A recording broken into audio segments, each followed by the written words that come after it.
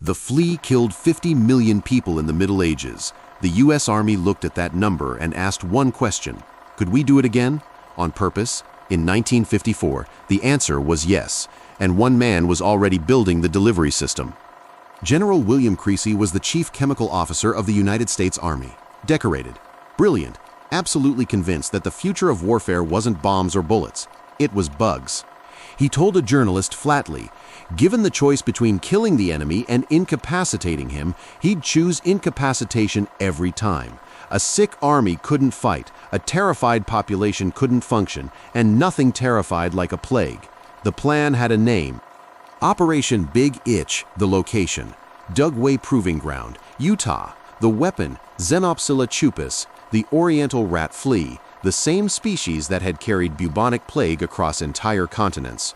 Creasy's team loaded them by the thousands into purpose-built munitions, E-14 bombs, E-23 bombs, flea bombs. They were uninfected. For now, the point was to prove the delivery system worked, prove the fleas survived the drop, prove they'd bite. They proved all of it, and then something went wrong.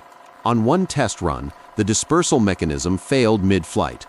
Not over the test grid, inside the aircraft. Fleas, thousands of them, swarming the crew at altitude. The plane had to land immediately. Every man on board was bitten. The experiment had become the experiment. The results were filed, classified, locked away. Creasy retired in 1958. He never expressed regret. In his view, every tool existed to protect American lives. He gave lectures. He gave interviews. He explained, calmly, that a nation willing to use every advantage would always outlast one that wasn't.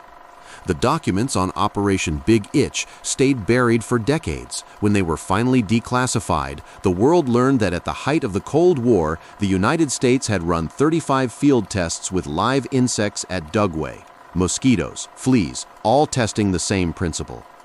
Could a swarm be weaponized? Could it be aimed? The answer, in 1954, was closer to yes than anyone had admitted. Creasy's program was eventually shut down. President Nixon ended the U.S. offensive biological weapons program in 1969. The stockpiles were destroyed. The research was sealed. But for 15 years, in the desert of Utah, men in uniform had been filling bombs with fleas and calling it science. If history this strange belongs on your feed, subscribe, drop a comment with the story you want uncovered next.